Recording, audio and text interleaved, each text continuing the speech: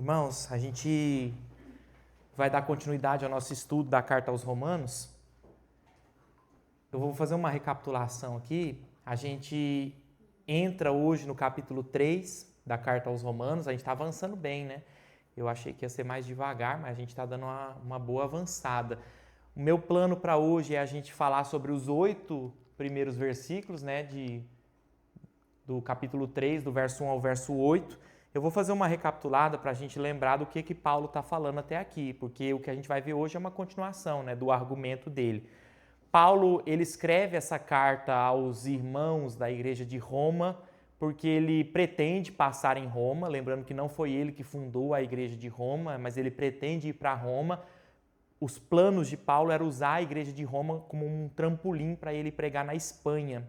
Isso não chegou a acontecer, ele foi para Roma preso e acabou depois morrendo em Roma, mas os planos dele eram esses. Então ele escreve essa carta aos romanos como uma espécie de carta de apresentação.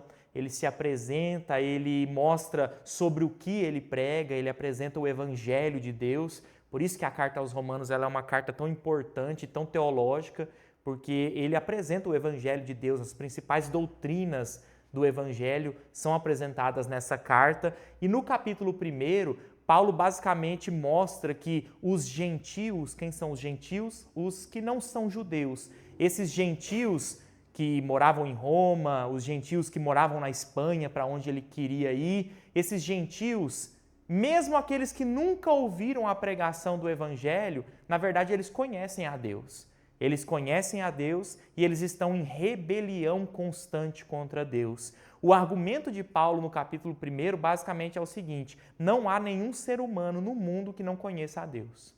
Não há, porque Deus se revela a todos. O argumento de Paulo no capítulo 1 é que Deus se revela a esses gentios, a esses ímpios, através das obras criadas. Então existe uma revelação natural, esse é o termo que a gente usa, que é uma revelação que Deus passa através da natureza.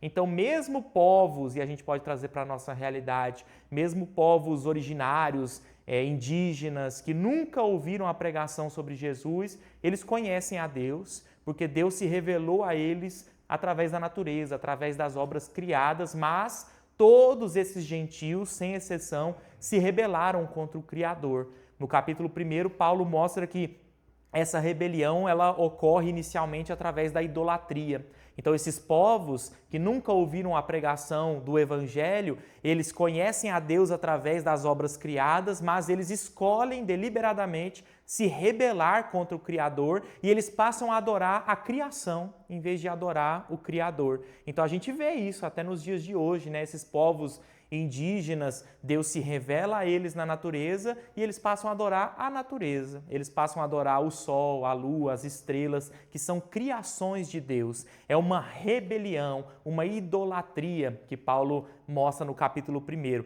Ainda no capítulo 1, Paulo mostra que essa rejeição desses gentios para com a revelação de Deus, ela produz imoralidade cada dia mais no coração desses povos. Porque quanto mais você rejeita a Deus, mais afundado no pecado você fica.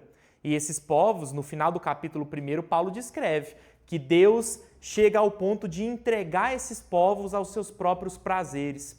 É como se Deus tirasse o pé do freio, né? Esses povos escolheram se rebelar contra Deus, Deus se revelou a eles nas obras criadas, eles rejeitaram a Deus, até o ponto de Deus soltar o pé do freio e literalmente entregar a eles as próprias vontades. Então eles se afundam cada vez mais em pecados. Paulo elabora uma lista com 22 pecados no final de Romanos capítulo 1. Quando ele passa para o capítulo 2, que foi o que a gente encerrou, né, no último encontro, no capítulo 2 Paulo muda o foco dele. No capítulo 1 ele fala sobre os gentios, que são aqueles que não eram judeus. No capítulo 2, ele se volta para os judeus, que até aquele momento talvez estivessem aplaudindo o discurso de Paulo. E aí Paulo então se volta para os judeus e diz assim: mas vocês têm a revelação especial de Deus. Os gentios têm a revelação natural que Deus deu na natureza. Vocês têm a revelação especial, que é a lei mesmo que Deus deu para Moisés, os profetas. Vocês têm o Antigo Testamento. E mesmo assim, vocês também estão em rebelião contra Deus. O capítulo 2, ele serve para Paulo mostrar que tanto judeus quanto gentios, eles estão no mesmo nível. Rebelião contra o Criador. Os judeus se vangloriavam muito pelo fato deles terem a lei, mas Paulo mostra para eles, ter a lei não vale de nada se você não obedece à lei. Ele mostra que a lei, ela exige um cumprimento perfeito, um cumprimento completo dela. A lei, aqueles 613 mandamentos no Antigo Testamento, todos aqueles mandamentos, se você cumprisse 99% e quebrasse 1%, você era culpado de ter quebrado todos. É isso que a Bíblia diz. Os judeus, então, se vangloriavam de terem a lei, mas Paulo mostra para eles que esses privilégios que eles receberam não livraria eles do julgamento divino. Eles também estavam em rebelião contra o Criador e também sofreriam o julgamento divino. Esse, basicamente, é o argumento de Paulo no capítulo 2. Quando a gente vai entrar agora no capítulo 3, Paulo ele vai utilizar de um recurso que ele utiliza muito nessa carta, que é um recurso de você imaginar as perguntas que a pessoa te faria. E ele então vai começar a montar perguntas que ele mesmo responde. A gente vê isso nas pregações, né? Às vezes o pregador está pregando e ele diz, mas o que você quer dizer com isso, pastor? Ele mesmo monta a pergunta e ele mesmo responde. É um recurso, né? Paulo utiliza desse recurso e ele vai utilizar desse recurso aqui no capítulo 3, porque no capítulo 2 ele acabou de dizer que todos esses privilégios que os judeus receberam, a lei, a circuncisão, todos esses privilégios, não livrariam os judeus do julgamento divino. Eles ainda estavam em rebelião contra o Criador, mesmo tendo recebido todos esses privilégios. Aqui no capítulo 3, então, ele vai mostrar que os judeus têm sim privilégios, que esses privilégios são muito importantes, esse vai ser o argumento dele aqui no começo do capítulo 3, mas de novo ele vai bater nessa tecla de que esses privilégios não livram os judeus do julgamento divino, porque eles ainda estão em pecado, em desobediência, em rebelião contra o Criador. Eu coloquei o título dessa sessão aí de 8 versículos de A Fidelidade de Deus diante da Infidelidade Judaica. Presta bastante atenção, irmãos, porque é uma passagem muito difícil. É muito difícil mesmo. Hoje eu penei para conseguir fazer isso aqui. É muito difícil, então presta bastante atenção aqui. Capítulo 3, do verso 1 ao verso 8. Versículo 1. Que vantagem há, então, em ser judeu? Ou que utilidade há na circuncisão? Paulo está montando uma pergunta que ele imagina que os judeus iam fazer para ele. Já que no capítulo 2, Paulo, você mostrou que mesmo a gente tendo a lei, mesmo a gente tendo recebido a circuncisão, isso não livra a gente do julgamento de Deus, que vantagem há então em ser judeu? Que vantagem há então na circuncisão? Pode parecer uma pergunta um pouco boba, mas não é. E vocês vão ver no restante da passagem aí que essas perguntas, elas são perguntas capciosas. São perguntas do tipo assim, Pai Paulo, eu acho que você esqueceu que quem deu a lei para a gente foi Deus. Quem deu a circuncisão para a gente foi Deus. Então, se você está dizendo que isso tudo não vale de nada, você está dizendo que Deus não foi fiel com as suas promessas, porque Deus deu a lei para Israel e o propósito dessa lei era sim fazer Israel chegar cada vez mais perto dele. Então, se pelo fato da gente estar em desobediência, quebrando a lei, isso não serve mais de nada, ao mesmo tempo Deus também não foi fiel às suas promessas. Essa é a lógica dessas perguntas. Vamos acompanhar o raciocínio de Paulo. Aos olhos dos judeus, todo o argumento de Paulo parecia colocar em dúvida a aliança, as promessas e o próprio caráter de Deus. O primeiro questionamento que Paulo responde de forma antecipada é: se a lei e a circuncisão não davam nenhuma garantia em relação ao juízo divino, qual era a vantagem de ser judeu? A resposta de Paulo no verso 2. Muita, em todos os sentidos, principalmente porque aos judeus foram confiadas as palavras de Deus. Paulo vai mostrar que os judeus, eles tinham muitas vantagens. A pergunta no verso 1 foi, que vantagem há então em ser judeu? Ele diz, muitas vantagens. Aqui ele vai citar só uma vantagem. Mas lá no capítulo 9, aí ele faz uma lista grande dos privilégios, das vantagens que os judeus receberam. Aqui ele diz, muitas vantagens, vocês têm muita vantagem, Só que ele vai citar só uma. Só que essa vantagem que ele cita vale por todas. Porque olha o que ele diz.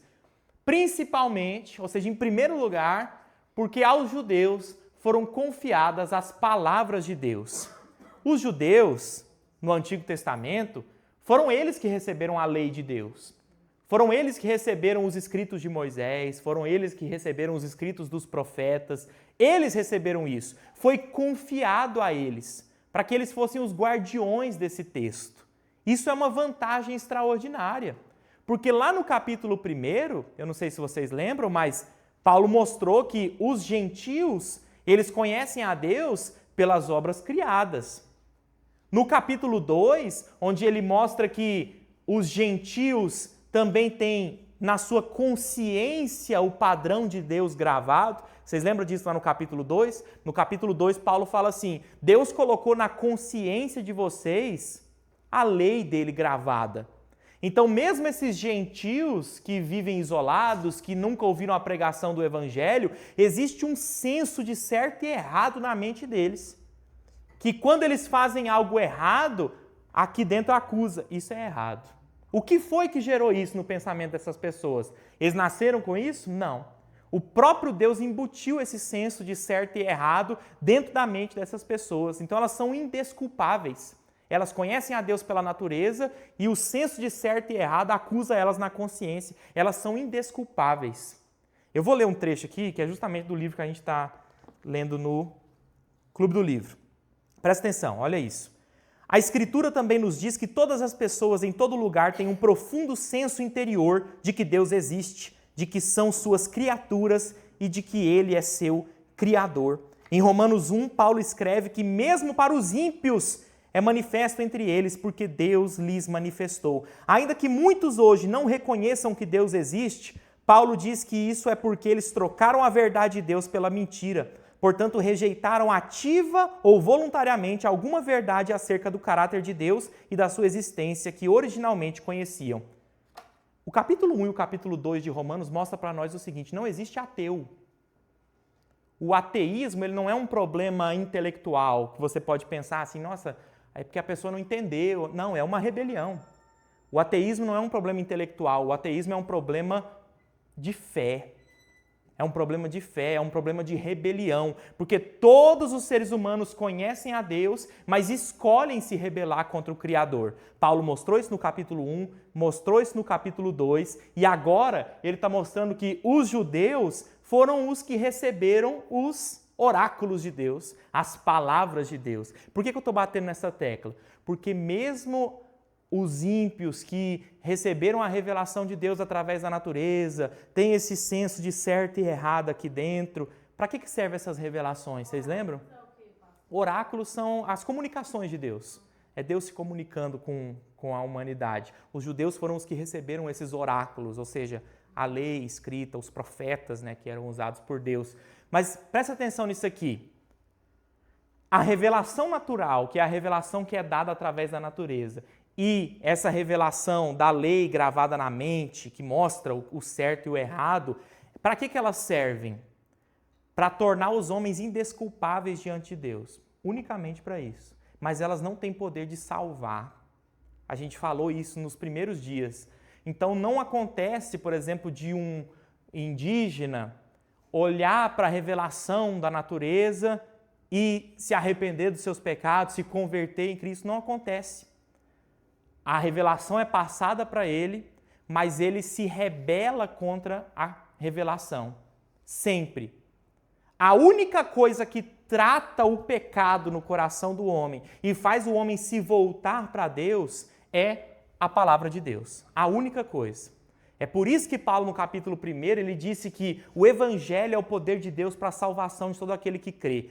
Só há salvação através da pregação do evangelho. Não há outro caminho, não há outra forma de ser salvo, não há uma pessoa, ele não creu na pregação, mas é uma pessoa boa. Não existem pessoas boas. A única forma de ser salvo é crendo na pregação do Evangelho. Essas revelações, revelação natural, a revelação que Deus dá na consciência, são revelações que servem para tornar os homens indesculpáveis diante dele. Então ninguém vai chegar diante de Deus e dizer, eu não te conhecia, ninguém nunca pregou para mim. Deus vai dizer, me revelei a você. e você se rebelou contra mim. Todos os seres humanos são indesculpáveis diante de Deus. Mas a única coisa que tem poder de alinhar a nossa fé, de confrontar o nosso pecado e de fazer a gente se render à revelação é a palavra de Deus, que é o que a gente chama de revelação especial. Os gentios receberam revelação natural, mas os judeus receberam essa revelação especial, que é a palavra de Deus. O que Paulo está mostrando é que eles têm esse privilégio muito grande, essa vantagem muito grande, deles terem recebido os oráculos de Deus, a palavra de Deus, eles eram os responsáveis por isso. Paulo mostra que os judeus tinham muitas vantagens em relação aos gentios. Ele vai abordar isso mais lá no capítulo 9, porque o verso 1, a pergunta é feita: que vantagem há então em ser judeu? Ele diz, muita, só que ele só cita uma vantagem, que é o fato deles terem a palavra. O restante, ele vai citar lá no capítulo 9, onde ele vai montar uma grande lista lá. A principal das vantagens era o fato dos judeus terem as palavras de Deus consigo. Olha esse comentário do Douglas Moo. Paulo apresenta como o maior dos privilégios judaicos o fato de que Deus falou aos judeus e entrou com essas palavras em um relacionamento especial com eles. Comentário do Hernandes Dias Lopes. Se a lei e a circuncisão não davam aos judeus nenhuma garantia em relação ao juízo divino, qual então era a vantagem em ser judeu? Muita, sob todos os aspectos. Um item, porém, sobrepuja a todos os outros, a saber, o fato de que aos judeus e a nenhuma nação foi atribuído o privilégio singular, a honra máxima de serem eles os guardiões dos oráculos de Deus, de toda a revelação especial, que consistia não só em mandamentos, mas também em predições, promessas. Olha esse final aqui. O problema é que os judeus pensavam que possuir os oráculos de Deus era privilégio e não responsabilidade. E isso aqui talvez seja o erro dos judeus. Por que Deus escolheu os judeus e não os outros povos? Por que Deus escolheu os judeus e não os filisteus? Os judeus e não os amonitas? Os judeus e não os moabitas? A resposta é, não sabemos. Os judeus achavam que eles eram um povo especial. No capítulo 9, que é o capítulo onde Paulo fala basicamente sobre essa relação de Deus com Israel, ele mostra o seguinte, vocês acham que é por alguma coisa que vocês fizeram? Lembra que vocês vieram de Jacó. O Jacó foi chamado de Israel depois. E o Jacó era gêmeo do Esaú. Quando foi que Deus escolheu o Jacó e rejeitou o Esaú? No ventre. Ué, mas Jacó não tinha feito nada de especial? Não. Soberana vontade de Deus. Deus escolheu o Jacó no ventre. Não tem nada a ver sobre o que vocês fizeram de diferente. Não. Deus escolheu vocês para vocês serem agora os responsáveis por levarem a palavra de Deus. Então a responsabilidade de Israel era mostrar Deus para o mundo. Essa era a responsabilidade de Israel. Isso aconteceu? Não. Eles achavam que aquilo era unicamente um privilégio, que tornava eles melhores que os outros povos. Eles não enxergavam aquilo como responsabilidade. Traz isso para a nossa realidade, irmãos. Nós que somos cristãos, nós que estamos dentro da igreja, nós que temos a palavra de Deus, que temos os oráculos de Deus, nós enxergamos isso como um privilégio que torna a gente melhor que os lá de fora, ou a gente enxerga isso como uma responsabilidade? E assim como o argumento de Deus para os judeus é: vocês receberam revelação especial, então vocês podem ter certeza que o julgamento sobre vocês é maior. Isso é claro. Assim como existe, já comentei isso, assim como existe galardão no céu, gente que vai receber, a gente não sabe o que, né? Gente que vai receber alguma coisa que as outras não vão, a Bíblia nos dá base também para nós falarmos sobre um galardão do inferno. Galardão significa recompensa. A Bíblia nos dá base para nós observarmos que pessoas serão mais julgadas do que outras. Os judeus, segundo o argumento de Paulo no capítulo 2, receberiam um julgamento pior do que os gentios. Porque enquanto os gentios rejeitaram a Deus através da revelação natural, na natureza, os judeus rejeitaram a Deus com a revelação especial, com a lei de Deus. O julgamento deles, então, seria pior do que o julgamento dos gentios. Imagina a igreja. Nós temos um julgamento, uma revelação infinitamente superior, não só a dos gentios, a dos judeus também. Porque enquanto eles receberam a revelação em partes, o Antigo Testamento, nós recebemos a revelação completa, a revelação plena. O autor de Hebreus começa a carta dele dizendo: antigamente Deus falou aos pais pelos profetas, agora ele falou pelo Filho. Olha o nível da revelação que nós recebemos. O julgamento sobre nós, se nós negligenciarmos essa revelação, será muito mais severo também. Então, eles viam, os judeus enxergavam esse privilégio apenas como um privilégio, não como uma responsabilidade. Comentário do João Calvino: estes oráculos divinos foram confiados aos judeus para que os guardassem em segurança enquanto o Senhor quisesse manter sua glória em seu seio. Sua responsabilidade era publicá-los e, ao tempo da dispensação divina, os divulgassem ao mundo todo. E assim os judeus, antes de tudo, foram os depositários dos oráculos de Deus e, em segundo lugar, os seus administradores. Continuação, verso 3. Ele vai continuar com a mesma lógica. Lembra que eu comentei no começo? Paulo está fazendo perguntas que ele imagina que as pessoas vão fazer para ele. Que importa se alguns deles foram infiéis? A sua infidelidade anulará a fidelidade de Deus? De maneira nenhuma. Seja Deus verdadeiro e todo homem mentiroso, como está escrito, de modo que são justas as tuas palavras e prevaleces quando julgas. Presta atenção nisso aqui. Eu disse que essas perguntas podem parecer perguntas bobas, mas são perguntas capciosas. Aqui a gente percebe isso. O argumento dos judeus, lembrando que não são os judeus perguntando, é Paulo já sabendo que os judeus vão perguntar. O argumento é o seguinte: Paulo, Deus deu a lei, Deus deu a circuncisão, mas a gente não obedeceu. Você disse isso no capítulo 2, a gente não correspondeu a essa revelação especial. E agora? Deus falhou, porque Deus tinha feito promessas. Deus desejava ser glorificado através de Israel. E agora você está dizendo que Israel falhou. Se Israel falhou, Deus falhou. Porque ele desejava ser glorificado através da lei, desejava ser glorificado através da circuncisão. Paulo diz: o que importa se alguns deles foram infiéis? Alguns aqui ele está sendo muito generoso. No restante da carta ele vai mostrar que de Israel são remanescentes os que creem. Ele é um deles, né? São poucos os que creem dentro de Israel.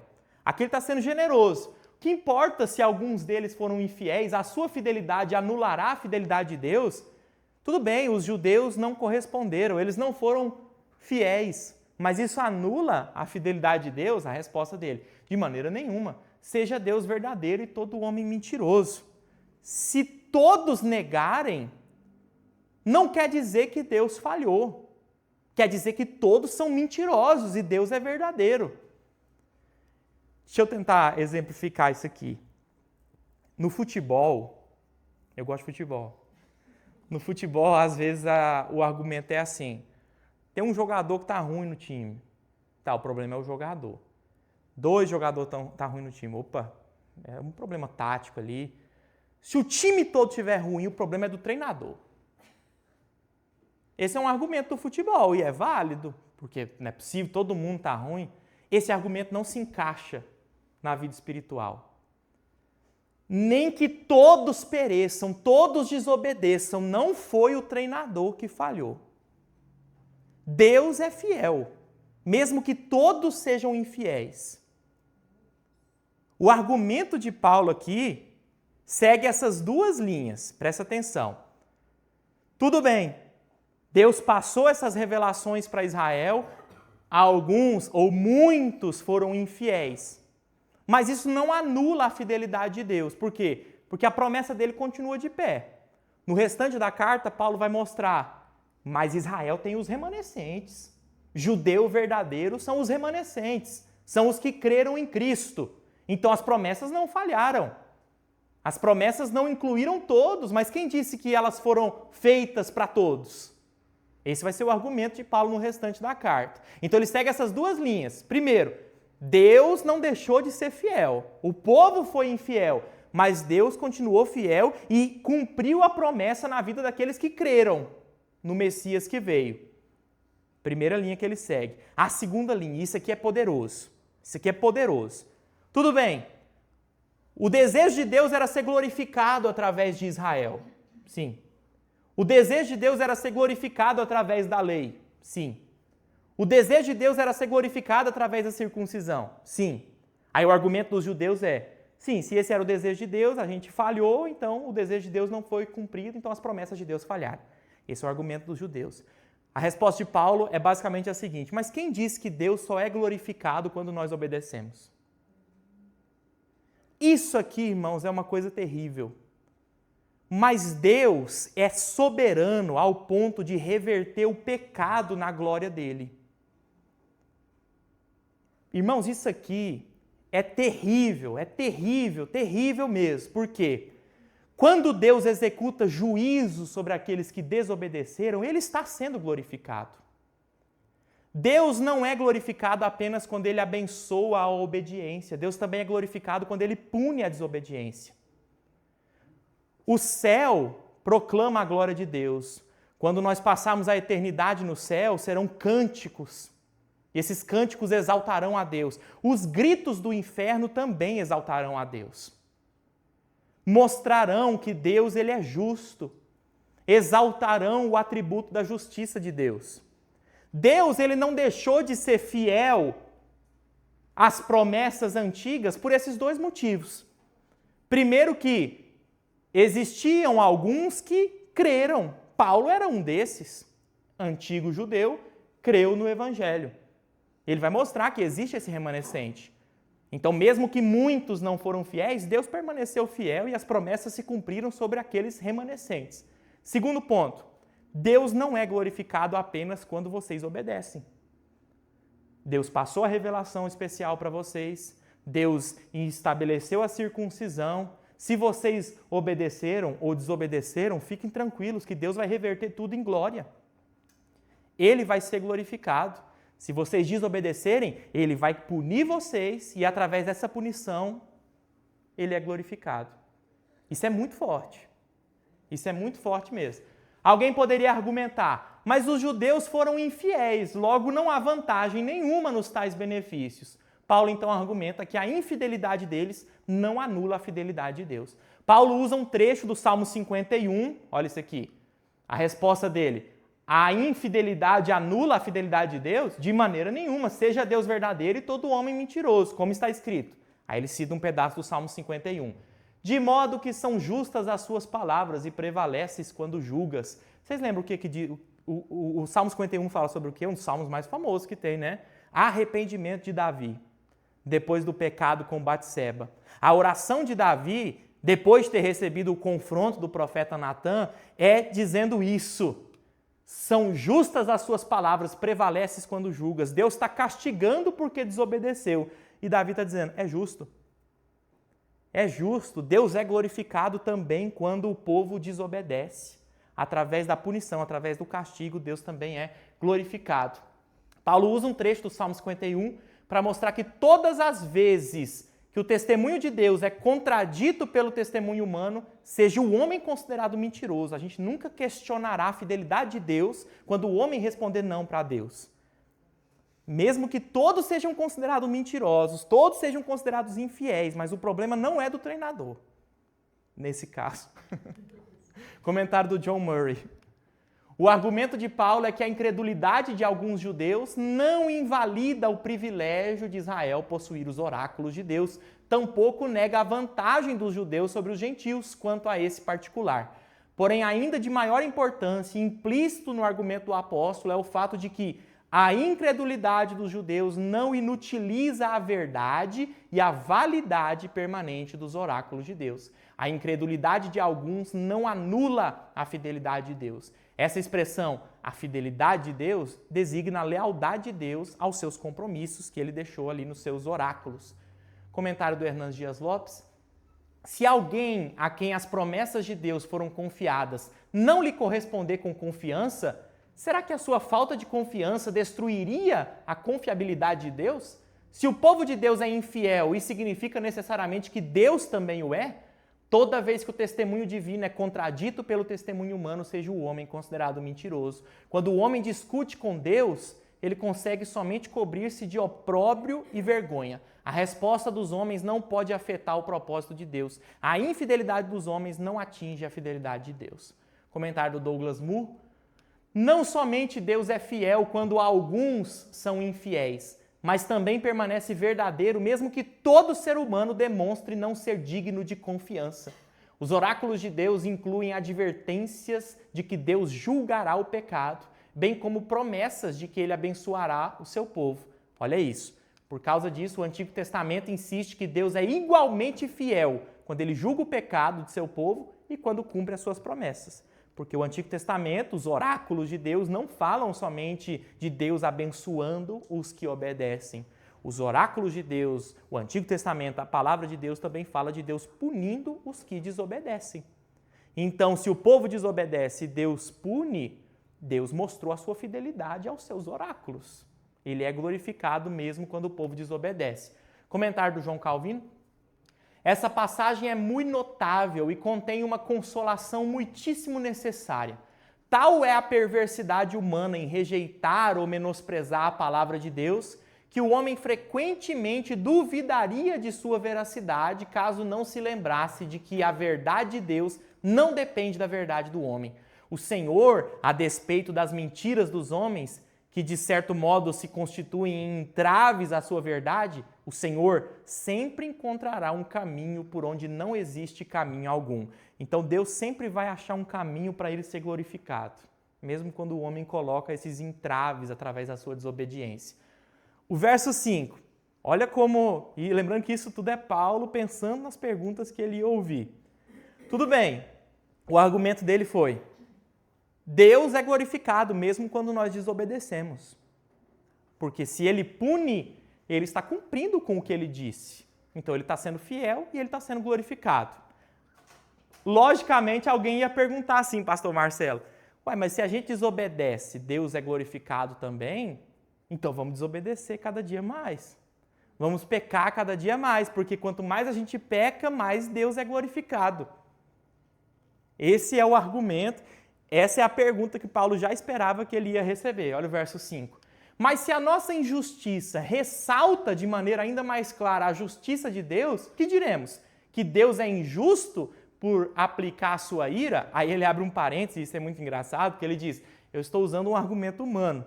Porque é como se ele estivesse dizendo assim, gente, isso não sou eu tenho certeza que eu vou ouvir essa pergunta. É um negócio tão baixo. Eu estou usando um argumento humano, mas vão me perguntar isso. O argumento é o seguinte, tudo bem, Paulo, Deus é glorificado quando a gente desobedece, porque daí ele nos castiga, e se ele nos castiga, ele está sendo fiel ao que ele disse. Então ele está sendo glorificado, está sendo fiel. Mas não é contraditório? Por que Deus me castiga se eu estou colaborando para a glória dele? Por que Deus me castiga se eu estou fazendo ele ser mais glorificado? Por que Deus me castiga se eu faço ele mostrar o atributo dele? Por que Deus me castiga se eu estou cooperando com a glória dele? Esse é o argumento baixo que o Paulo já esperava que ele ia ouvir. Se mesmo com os pecados e com a desobediência Deus será glorificado, isso não seria injustiça? Deus está castigando alguém que fez com que ele fosse glorificado. Olha o comentário do Calvino sobre isso. Se Deus não faz outra coisa senão buscar nos homens sua glorificação, e isso é verdade, o propósito de Deus é ser glorificado. Por que então os pune quando o ofendem, uma vez que ele é glorificado através da ofensa deles? Por certo que ele não tem motivo algum de ofender-se, já que a causa do seu desprazer é oriunda dos meios da sua própria glorificação. Não há dúvida de que esta era uma calúnia trivial. O Calvino define isso como uma calúnia trivial, as pessoas pensarem isso. Paulo está começando aqui a elaborar um argumento que ele vai chegar no auge desse argumento lá no capítulo 6. No capítulo 6, quando ele começa a falar sobre a graça de Deus, lá muda um pouco porque deixa de ser o foco os judeus e passam a ser o foco os crentes. Quando ele começa a falar sobre a graça de Deus, e aí ele diz assim, não, porque aonde abundou o pecado, superabundou a graça. E aí ele começa o capítulo 6 dizendo assim, então vamos pecar cada dia mais, para que a graça abunde cada dia mais. Ele diz exatamente isso. E aí ele, mas espera aí, vocês estão pensando nisso? Que quanto mais eu peco, mais Deus é glorificado, porque daí ele consegue mostrar mais a graça dele. Aí o argumento dele é tremendo, que foi o que a gente viu no estudo que eu dei do batismo aqui. O argumento de Paulo é assim, espera, eu vou pecar cada dia mais, eu vou viver no pecado cada dia mais. Como é que eu vou viver no pecado se eu morrer para o pecado? Esse é o argumento de Paulo no capítulo 6. Isso a gente vai chegar lá ainda, mas aqui ele está começando a montar esse argumento de que não existe essa ideia de que os homens pecam para que Deus seja mais glorificado. Vai ter um comentário do Calvino, que foi o que eu comentei com você, Léo, que é um negócio assim, genial mesmo, onde ele vai mostrar que nenhum pecado humano visa glorificar a Deus. Nenhum. Ninguém peca com bons fins. Ninguém peca pensando em Deus. Ninguém. Deus reverte isso para a glória dele, mas não existe participação humana nessa glorificação. É um negócio maravilhoso. A resposta de Paulo a essa pergunta aqui: Deus é injusto por aplicar a ira dele? Porque se eu estou pecando e estou colaborando para que ele seja glorificado, ele não pode me punir. Como é que ele vai me punir se eu estou colaborando para que ele seja glorificado? A resposta de Paulo: claro que não. Se fosse assim, como Deus iria julgar o mundo? Eu amo esse versículo porque Paulo ele não explica muito. Ele está, desde o capítulo 2, dialogando, entre aspas, porque ele não está presente lá, mas ele está dialogando com judeus. Então a resposta dele a essa, como o Calvino disse, calúnia trivial, a resposta dele é simplesmente jogando algo que os judeus tinham como certo. Porque ele está conversando com os judeus. Então ele diz o seguinte: tudo bem, vocês acham que pecam, Deus é glorificado através do pecado de vocês, porque ele reverte isso para a glória dele. Ele pune vocês e através de punir vocês ele é glorificado, isso é um fato. Mas agora vocês estão achando que ele é injusto por punir vocês, porque como é que ele está punindo alguém que colaborou para que ele fosse glorificado? É isso que vocês estão achando? E aí Paulo, ele não elabora uma resposta muito chique, ele simplesmente lança algo que os judeus tinham como certo. Olha o que ele diz: se fosse assim, como Deus iria julgar o mundo? Os judeus tinham isso nítido na mente deles, porque isso é basicamente o Antigo Testamento inteiro falando sobre isso. Deus é o juiz de toda a terra. Ele é o justo juiz. Lá na passagem de Sodoma e Gomorra, Abraão intercede desse jeito. Deus, o Senhor vai deixar o justo morrer junto com o ímpio? Faria uma coisa dessas o juiz de toda a terra? Eles tinham isso nítido na cabeça deles. Então Paulo simplesmente rebate esse argumento, que é ele mesmo que está montando, mas ele rebate esse argumento dizendo assim: vocês sabem que Deus é o juiz que há de julgar o mundo todo, né? Vocês estão questionando a justiça de Deus? Então é como se ele colocasse os judeus contra a parede. Eu acho isso maravilhoso, porque ele não tenta explicar. Ele simplesmente pega um fato que eles tinham como certeza e diz assim: é isso mesmo que eu estou ouvindo de vocês? Você está dizendo que o juiz de toda a terra ia estar sendo injusto ao julgar vocês? E ele simplesmente para aí, ele não responde mais. Uma vez que a justiça de Deus como juiz foi questionada, Paulo faz alusão a um postulado comum do Antigo Testamento que atribui justiça absoluta a Deus. Eu coloquei um videozinho aqui. Nós podemos aprender algumas coisas. Primeiro, que há uma tendência no coração humano de se revoltar contra Deus e questionar o seu julgamento. 3 objeções. Paulo tinha dito: a salvação é pela fé, pela graça. 3 vezes os oponentes levantaram objeções e cada vez tinha um argumento diferente e mais complicado. Há uma tendência no coração humano de não se sujeitar aos oráculos de Deus, de não querer aceitar a revelação de Deus. Nesse sentido, não há neutralidade. O nosso coração é naturalmente inclinado ao mal. Nós somos inimigos de Deus por nascimento. É somente pela graça de Deus que nós vencemos essa inclinação hostil a Deus e nos sujeitamos ao senhorio de Cristo. Se Deus não tiver misericórdia de nós, o nosso coração carnal, rebelde e corrupto vai se levantar contra Deus, questionar e se rebelar, como essas pessoas estavam fazendo aqui. As pessoas são capazes de forjar argumentos e silogismos para justificar a si mesmas e os seus pecados. A gente, no próximo, daqui 15 dias, quando a gente falar sobre o final do capítulo 3, o estudo de hoje é o final da argumentação de Paulo contra os judeus. Ele gastou muito tempo, né? Porque os judeus, eles são... Então, Paulo argumentou bastante com eles, desconstruindo até perguntas que ele imagina que os judeus fariam, mas a continuação depois do capítulo 3, Paulo termina essa argumentação com os judeus e ele chega na conclusão. Todos pecaram e estão destituídos da glória de Deus, todos, sem exceção. Judeus, gentios, todos pecaram. E aí sim a carta aos Romanos começa. Aí sim começa o que a gente está ansioso mesmo, que é ele mostrar, tá bom, pecamos, e agora? Agora, aí ele começa a falar sobre as doutrinas, justificação pela fé, a nossa união com Cristo. Aí sim começa a carta aos Romanos. Mas o estudo de hoje ele é importante para vocês perceberem o seguinte: nós não fazemos ideia, ou talvez fazemos, da onde o homem é capaz de chegar para defender os seus pecados. O homem, ele vai muito longe na sua fuga contra Deus. Muito. Ele é capaz de ir até o fim do mundo para se defender do seu Criador. E ele monta esse argumento. Vocês perceberam? Essa passagem ela é muito difícil. Eu estava comentando com o Léo ali antes. Eu passei o dia hoje, que antes de eu consultar esses comentários, eu vou para o texto eu mesmo, né, para tentar garimpar alguma coisa ali. E aí meu Deus, que passagem difícil, eu não lembrava que isso aqui era tão difícil, não, e eu consegui tirar pouca coisa. E aí depois eu comecei a consultar os comentários, todos eles diziam assim, essa é a passagem mais difícil da carta aos Romanos. Tá explicado então, porque eu estava com tanta dificuldade assim. Mas ela é difícil por quê? Porque Paulo está tentando seguir o raciocínio humano, e o raciocínio humano para fugir de Deus, ele é isso aqui, irmãos, ó. Ele faz muitas curvas, ele tenta achar muitas saídas para ele conseguir olhar para Deus e dizer, o Senhor é injusto.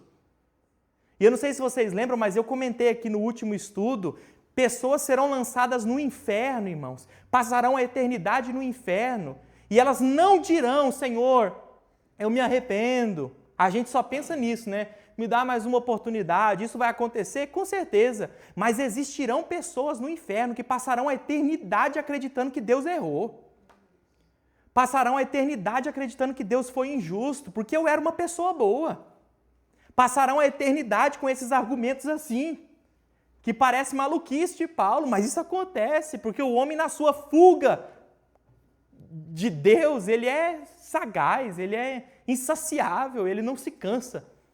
Ele foge de Deus com todas as forças que ele tem. Comentário do Calvino. Visto que ele é juiz por natureza, então ele deve ser necessariamente justo, porquanto não pode negar a si mesmo. Paulo, pois, baseando seu raciocínio numa impossibilidade, conclui que é um grande erro acusar a Deus de ser injusto, cuja propriedade e natureza essencial é governar o mundo com justiça e retidão. Os últimos versículos, 7 e 8. Alguém pode alegar ainda, de novo ele volta para isso. Se a minha mentira ressalta a veracidade de Deus, aumentando assim a sua glória, por que eu sou condenado como pecador? De novo, a questão, tudo bem. Nós erramos, Paulo, mas quando nós erramos, isso ressalta que Deus é verdadeiro, porque daí ele vai e nos corrige. Então a nossa mentira eleva a veracidade de Deus, faz Deus ser glorificado. Por que então eu sou condenado como pecador? De novo esse argumento. E eu acho interessante que isso aqui podia ser um argumento utilizado por Paulo. Olha a incoerência do pensamento dos judeus. Tudo bem que não são os judeus que estão falando isso, é Paulo elaborando as perguntas que ele acha que os judeus iam fazer. Mas olha a incoerência. Os judeus estão dizendo isso aqui.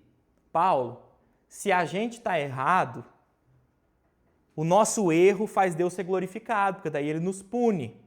Como é que Deus vai nos castigar se nós estamos colaborando para ele ser glorificado, Paulo? Esse é o argumento dos judeus. Isso aqui podia ser usado por Paulo. Olha a incoerência dos judeus. Porque ao mesmo tempo que eles dizem isso, eles acusavam Paulo de ser errado. Eles apedrejavam Paulo. Eles tentavam matar Paulo. Paulo podia usar isso aqui contra eles. Mas vocês estão argumentando que Deus não pode condenar vocês, porque através do erro de vocês, Deus é glorificado. Vocês acham que eu estou errado, então deixa aí, porque através do meu erro, Deus também vai ser glorificado. Mas para isso eles eram incoerentes. Para isso eles queriam matar Paulo. O verso 8. Por que não dizer como alguns caluniosamente afirmam que dizemos, façamos o mal para que nos venha o bem? A condenação dos tais é merecida. A gente percebe que desde a época que Paulo estava vivo, as pessoas já deturpavam a mensagem da justificação pela fé. Esse versículo hoje mexeu comigo, porque isso acontece hoje, irmãos. Eu já preguei sobre justificação pela fé, e depois do culto, pessoas chegou em mim e falou assim, mas assim ficou fácil, pastor Felipe, ficou muito fácil. Você tem que pregar para as pessoas andar na linha. Então, desde essa época aqui, as pessoas entendem essa mensagem de que você não é salvo pelo que você faz. Você não é salvo pelas suas obras, por nada que você faça. Você é salvo pela graça de Deus, mediante a fé. A justificação do ser humano acontece pela fé. As pessoas, desde essa época, entendiam essa mensagem como uma mensagem para a libertinagem. O senhor fala no sentido das pessoas pensarem assim, mas eu não preciso fazer nada de bom. Né? É isso. Se é só crer, então eu não preciso fazer nada. Então eu uso essa mensagem para eu viver agora no pecado. Desde essa época existia. Por isso que Paulo bate nessa tecla, aos Gálatas também ele fala sobre isso, aos Coríntios ele fala sobre isso, que são pessoas que usam a graça como libertinagem, usam a liberdade de Deus como libertinagem, para eles viverem em pecado. Então, desde essa época já existia isso. Só que Paulo diz, alguns caluniosamente afirmam que nós pregamos isso, mas ele não pregava isso. A mensagem da justificação pela fé é o oposto a isso, é o oposto. Ela mostra que você não é salvo por aquilo que você faz, não é salvo pelas suas obras, mas a partir do momento que você é salvo pela graça de Deus, você produz boas obras. Então as obras na justificação pela fé são resultado da salvação, não a causa. Não é o que me salva, é o resultado de eu ter sido salvo. As obras. Essa é a mensagem da justificação pela fé. Mas desde essa época as pessoas mudavam aquilo que Paulo dizia. E principalmente nos dias de hoje, porque as pessoas estão acostumadas a não viver uma vida baseada no Evangelho, a viver uma vida baseada na pressão. Então, irmã Eudineia, a impressão que eu tenho, lidando com o estudo bíblico, lidando com pessoas que leem a Bíblia e vêm tirar a dúvida comigo, a impressão que eu tenho é que as pessoas queriam que a Bíblia fosse inteirinha assim. Pode fazer isso, não pode fazer isso. Pode fazer isso, não pode fazer isso. Elas queriam que fosse assim, porque assim é mais fácil. Porque é assim que elas foram ensinadas. A vida em igreja é basicamente só isso. E a gente não entende que essas obras que o Espírito Santo gera dentro de nós são o resultado da minha salvação, não aquilo que eu faço para merecer o céu. Isso é a mensagem do Evangelho. É isso que Paulo vai abordar muito daqui para frente. Muito daqui para frente. Mas a gente percebe que desde essa época aqui já existia pessoas que diziam de forma caluniosa, né, que Paulo pregava isso, façamos o mal para que nos venha o bem. Vamos pecar cada dia mais, porque quanto mais a gente peca, mais a graça de Deus se manifesta.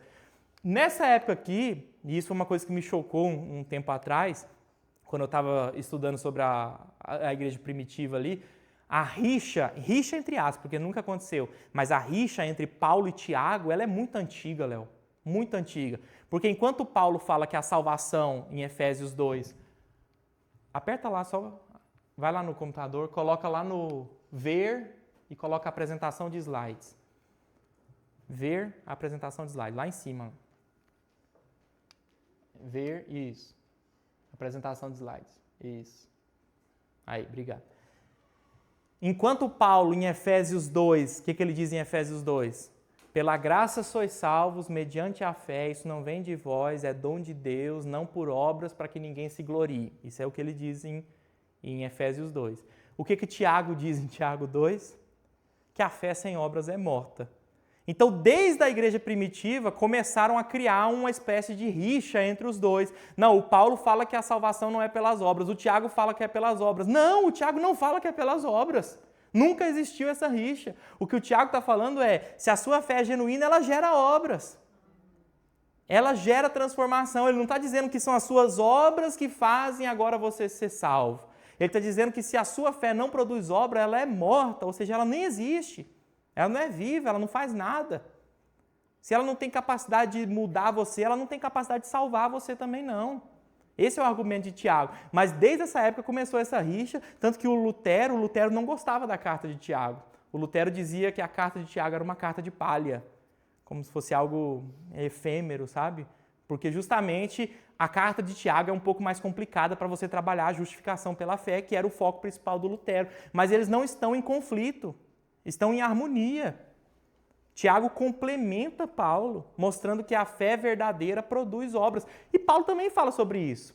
Em Efésios 2, vocês foram salvos mediante a fé, pela graça, mediante a fé, para as boas obras. As obras vêm depois da sua salvação, não são aquilo que conquista a sua salvação. Então, este primeiro argumento serviria também para Paulo, eu mostrei, que ele podia usar isso contra os judeus. Já naquela época atribuíam a Paulo uma mensagem de libertinagem, por ensinar que a salvação é pela graça, mediante a fé. Olha esse comentário aqui, Léo, esse aqui que eu te falei. Olha o comentário do Calvino. O mal, por sua própria natureza, nada pode produzir senão o mal. E se a glória de Deus se torna ainda mais radiante em confronto com o nosso pecado, então este fato não é obra do homem, e sim de Deus, o qual, como habilidoso artesão, sabe como dominar a nossa perversidade e direcioná-la rumo a outro propósito, convertendo-a em algo contrário às nossas maquinações para a promoção de sua própria glória. Deus prescreveu a piedade como a vereda pela qual Ele quer ser por nós glorificado. Olha isso, o argumento deles era: vamos pecar para que Deus seja glorificado através do nosso pecado, porque se a gente pecar, Deus nos pune, e nos punindo Ele mostra que Ele é verdadeiro, que Ele é justo e então é glorificado. O Calvino dizendo: Deus prescreveu a piedade como a vereda, o caminho pelo qual Ele quer ser glorificado por nós. Ele quer ser glorificado por nós através de uma vida santa, não através do nosso pecado. Mas e se eu pecar, Ele não vai ser glorificado? Vai. Mas não por mérito seu, é porque Ele vai reverter isso tudo na glória dEle. Mas o que Ele queria era ser glorificado através da sua obediência. Isso é muito poderoso. E a pessoa que transgride estes limites não busca a honra de Deus, e sim a sua desonra. O fato de o resultado ser diferente deve ser atribuído à providência divina e não à perversidade humana, a qual é fomentada não só para injuriar a majestade divina, como também para destruí-la totalmente. O final do Apocalipse, dá para a gente ilustrar muito bem isso aqui. Inclusive amanhã eu vou fazer a exposição Tá chegando no final já do Apocalipse, eu vou fazer a exposição do 19 e do 20 sobre o Apocalipse. E a gente já viu isso aqui, no Apocalipse, em alguns momentos, nós temos exércitos se reunindo contra Deus. Parece um negócio tão absurdo, né? A besta e o falso profeta se reúnem contra o Cordeiro. Nossa, eles estão fazendo guerra contra Deus? Sim, o nosso pecado é isso. Nosso pecado sempre busca destronar Deus, sempre busca destruir Deus. Mas, logicamente, nós não conseguimos. E Deus reverte isso tudo para a glória dele, através de nos punir, através de punir a Cristo, que os nossos pecados foram descontados nele. Deus é glorificado também nos nossos pecados, mas não por mérito nosso. Comentário aqui do Melanchthon, que era o braço direito do Lutero. Se a misericórdia de Deus é ampliada pelo fato de Ele receber e justificar os indignos que trazem apenas pecados, por que Deus se ira contra os pecadores, uma vez que os nossos pecados ampliam a glória da sua misericórdia? Além disso, se não somos justos por nossas virtudes, para que servem as boas obras?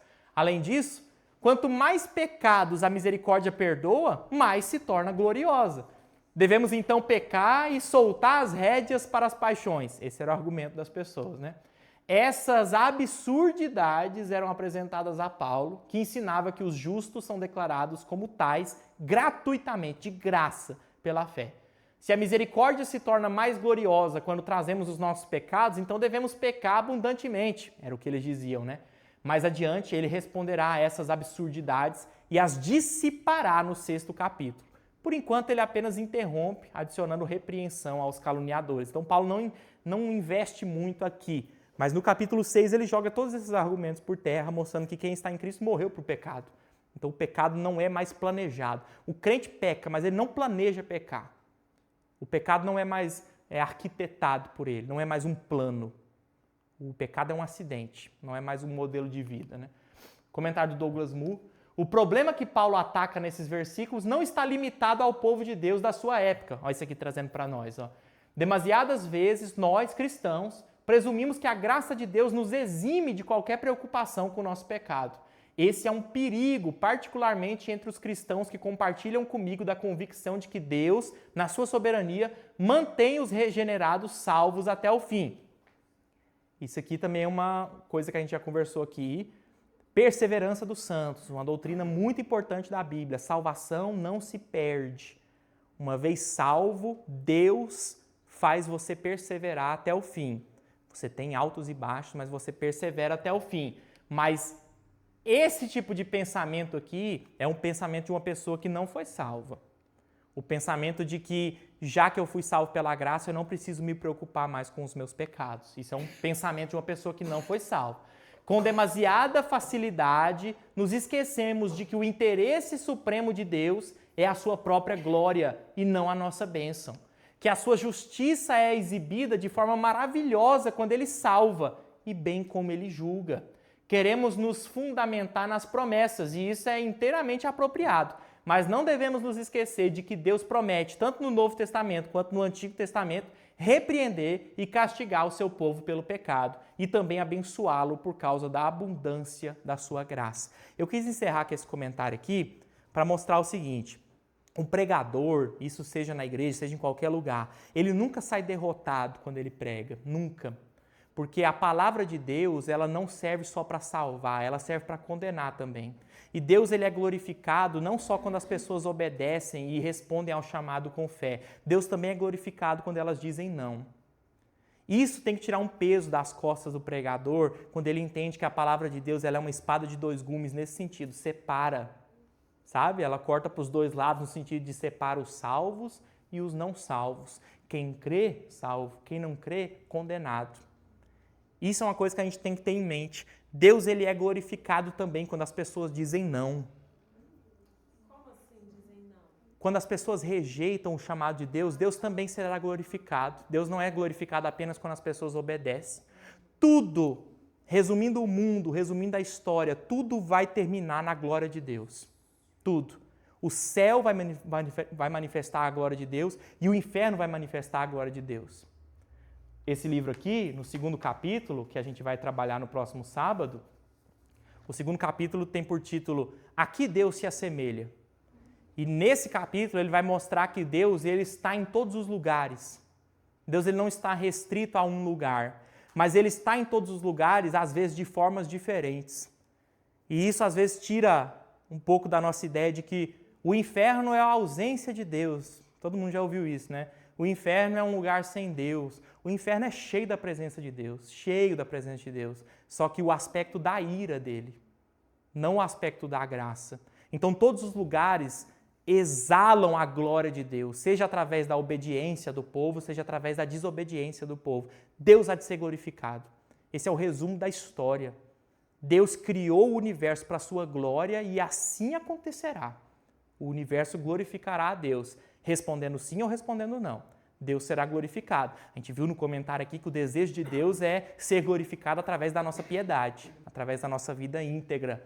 Mas, se nós não levarmos essa vida, Ele mesmo assim será glorificado no final. Alguém tem alguma pergunta para a gente encerrar? Eu penso que Deus é glorificado lá no inferno. Aqueles que estiveram no inferno, Deus vai resgatar alguém de lá? Não. Mas Deus é glorificado porque o inferno ele não é um lugar onde Satanás tortura as pessoas. O inferno é um lugar onde Deus tortura as pessoas. Deus castiga as pessoas eternamente no inferno. Deus vai ficar lá. Vão ficar eternamente lá. E a gente tem a ideia do inferno como Satanás torturando os outros lá, né? Mas Satanás estará entre os torturados. Satanás estará lá sofrendo eternamente. Isso pode parecer cruel para nós, né? Nossa, eternamente? É porque pecou contra um Deus santo, né? Nada, nenhuma pena pagará você ter pecado contra a santidade. Tem a lógica que a gente sempre tem que trazer em mente, os crimes aqui na Terra também são relativos, dependendo de quem você infligiu ali. Então, se você fizer alguma coisa contra um bêbado num bar, você vai ser, às vezes, repreendido, às vezes nem repreendido. Mas se você fizer algo contra o presidente da República, dependendo do país, você vai ser morto. Então, as penas dependem de quem você infligiu. Agora, imagina qual deve ser a pena para um mero humano, um mero mortal que fez um crime contra o Criador do universo. contra a santidade em pessoa. Não há tempo que pague, então a eternidade será de sofrimento. Então o inferno, ele glorifica a Deus porque o inferno está cheio da ira dele, né? Pastor, nessa parte que fala aí, ó, sobre, eu só não vou enxergar, mas que fala sobre que ele manifesta não nas bênçãos, né, no caso, que a glória de Deus não manifesta nas bênçãos. Com demasiada facilidade, nos esquecemos de que o interesse supremo de Deus é a sua própria glória e não a nossa bênção. Pois é. Essa afirmação aí, ela não vai abranger de forma assim da gente pensar que, na verdade, tem muitas pessoas que são abençoadas e ali não manifesta a glória de Deus em várias bênçãos. Tipo assim, não é financeira, mas física aqui dessa terra, assim. É como se a gente tivesse que pensar assim, não, o crente, Deus não vai manifestar a glória em abençoar, em prosperar ele financeiramente, ou ser abençoado com uma família, ou coisas físicas, entende? O senhor entende o que eu estou falando, né? Isso a gente não entende, assim, que se a pessoa está próspera, às vezes ele não está abençoado por Deus, a glória de Deus não está manifestando. A gente costuma usar esse termo assim, né? A gente não pode ver uma pessoa rica, fulano é abençoado, hein? Nossa, ele é muito abençoado. A gente relaciona o dinheiro com a bênção de Deus, não necessariamente, né? A gente tem o salmista Asaf, ele questiona a Deus dizendo assim, Senhor, eu olhei para o ímpio e vi o ímpio prosperando e eu não. E aí ele questiona, aí no final ele deixa de questionar e fala assim, mas eu entrei no teu templo e entendi o destino deles. O destino deles pode ser próspero a vida toda, mas ele vai para o inferno. Sim, mas a minha pergunta é justamente o contrário. Isso não seria um julgamento da gente, do crente, de pensar que Deus não pode manifestar na vida daquela pessoa, porque talvez ele é preparado para ser daquele jeito, como uma glória de Deus. Você fala o ímpio. Não como condenação. Não. O ímpio ou o crente? Não, o crente. O crente? O crente. Tanto faz. Existe uma... Como se aquilo ali, se a pessoa for abençoada daquele jeito ali, ou ele talvez lutar em oração por certas coisas, aquilo ali vai descaracterizar ele de estar sendo da glória de Deus também. Não. Na vida de um crente, geralmente essa prosperidade financeira é vista como uma bênção de Deus. O que eu estou falando é que isso não pode ser o critério, porque a gente vê ímpio também assim. E aí a gente entra num conceito que a gente chama de graça comum. A graça comum é uma graça que Deus dá para todos, independente se é crente, que é uma graça que capacita a pessoa para ela desenvolver alguma coisa, às vezes vai capacitar a pessoa para ela ser bem-sucedida financeiramente. Então, sim, na vida de um crente, a gente pode enxergar essa prosperidade financeira como uma bênção de Deus, mas isso não pode ser o padrão, ao ponto de a gente dizer assim, o fulano está passando necessidade, então ele não tem Deus na vida dele. Então a gente vai olhar para Paulo morrendo pobre num calabouço, vai dizer que ele é um miserável. A gente não pode ter isso como critério, mas na vida de um crente, tudo que a gente tem, a gente glorifica a Deus. Tudo a gente enxerga como uma bênção de Deus, mas não pode ser o critério porque a gente vê ímpios, ateus que passam a vida tentando negar a existência de Deus, muito ricos. Eu acho que o melhor critério para verificar se alguém ser aventurado, se alguém é Mateus 5, Sermão do Monte, quando ele vai falar que bem-aventurados aqueles que serão perseguidos por conta do meu nome. Ele está falando, tipo assim, é a pessoa que atinge o máximo de satisfação, tipo assim, aquela pessoa que realmente é abençoada, aquela que foi perseguida por causa do nome de Jesus. A próprio termo, né, bem-aventurado, significa justamente essa pessoa abençoada, mais do que feliz. Ali Jesus dá o passo a passo do que é ser um discípulo dele, né? Esses são os abençoados, né? Então, sim, respondendo a sua pergunta, na vida de um cristão, tudo que ele tem, ele pode ganhar uma bicicleta. Ele vai considerar aquilo, glória a Deus por isso. Então, se ele for muito rico, glória a Deus por isso. Mas esse não pode ser o nosso critério. Não pode ser o nosso critério para ponto de dizer assim, fulano é mais abençoado que o outro porque ele tem dinheiro. Então, a gente vai olhar para Paulo e vai dizer que era um miserável. Nem menos porque tem, menos Não é critério, nem para menos, nem para mais. Essa que é a questão, né? Mais alguma pergunta? A gente sempre encerra o estudo, eu passo uma música, que às vezes a gente não lembra do que foi dito, mas a gente fica pensando na música. Essa música, eu gosto muito dela, e ela faz a gente pensar. E ela fala justamente sobre... Porque o que a gente viu hoje aqui é uma ousadia do ser humano, não é? De tentar sempre achar um argumento para dizer que Deus é injusto. E essa música fala justamente sobre essa ousadia humana. Tem uma parte dela que eu acho maravilhosa, que fala assim, respira o ar que não criou, então você está respirando um ar que você não criou, para nele propagar ideias tortas. Então você está respirando um ar que você não criou, ou seja, você já está recebendo graça, para se rebelar contra Deus, para fazer besteira. Então presta atenção na letra dessa música. Ela é música que faz a gente pensar. Eu gosto de música assim, que faz a gente pensar naquilo que a gente está ouvindo. Então, irmãos, a gente encerra aqui então. O nome dessa música é De Notas Tristes. Ela é muito boa e eu acho que ela resume bastante o que a gente viu hoje. Deus ele consegue tirar uma linda canção de notas tristes. Deus ele vai ser glorificado mesmo com toda a rebelião humana, ele há de ser glorificado no final. Lembrando que aqui termina a argumentação de Paulo contra os judeus e a partir daqui, não perca o próximo daqui 15 dias, porque a gente vai chegar no ápice, vamos dizer assim, da carta aos Romanos, onde ele vai falar mesmo sobre a justificação pela fé. Todos pecaram, destituídos estão da glória de Deus e nós agora somos justificados mediante a fé em Cristo Jesus. É a mensagem central da carta aos Romanos. Só fazendo um comentário sobre basicamente tudo que a gente viu e sobre essa música aqui. O ser humano ele tenta de todas as formas fugir de Deus e eu gosto muito desse refrão que fala respira o ar que não criou, para nele propagar ideias tortas. E a gente vê ateus, a gente vê pessoas que negam a Deus, que blasfemam contra Deus, não tem temor nenhum no coração. E essas pessoas estão respirando o ar que elas receberam de Deus. Elas só estão vivas porque Deus deu condições para elas estarem vivas e elas estão usando a vida delas para ofenderem o Criador. Eu lembro quando, em 2018, o Stephen Hawking morreu, e ele era um físico que foi um crítico severo da ideia de Deus, da ideia do cristianismo, a vida toda dele. E aí, quando ele faleceu em 2018, o teólogo Iago Martins, ele postou desse jeito assim, o Stephen Hawking foi conhecer o Deus que ele negou a vida toda. E essa é a realidade. Nós temos uma vida dada por Deus, nós respiramos o ar que nós não criamos, às vezes usamos todas essas oportunidades para ofender o nosso Criador, mas um dia nós estaremos diante dele. Um dia nós estaremos diante dele e nós perceberemos que, na verdade, nunca existiu ateu nenhum. O que existia eram rebeldes, se rebelando contra o Criador. É o caso desses judeus que estão indagando Paulo a todos esses momentos. Amém? Vamos ficar de pé?